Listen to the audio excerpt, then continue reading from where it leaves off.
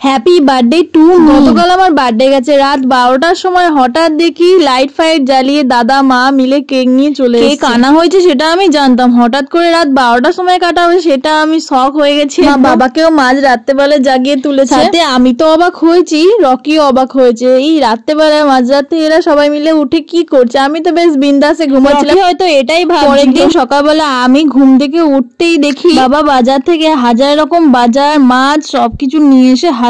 মা সেই ভোর 5টা থেকে টুকটাক টুকটাক করে কিছু না কিছু রান্না করেই যাচ্ছে, আমি আওয়াজ পাচ্ছি। আমার সকালের ঘুম ভেঙে যায় 8টায়, তার মধ্যে মায়ের এখানে অর্ধেক রান্না কমপ্লিট। আজকে আমার সব ফেভারিট রান্না হচ্ছে এখানে আলু পোস্ত, চিংড়ি মাছ সব। সকালে টিফিনেও আমি আমার ফেভারিট খাবার খেয়েছি, ম্যাগি। তারপর দুপুরবেলা মাকে আমি একটু হেল্প করে দিয়েছিলাম, দাদা ছিল বাড়িতে, সেহেতু দাদা বলছে তোর বার্থডে তুই হেল্প করবি কেন, দে আমি হেল্প করে দিচ্ছি এখানে।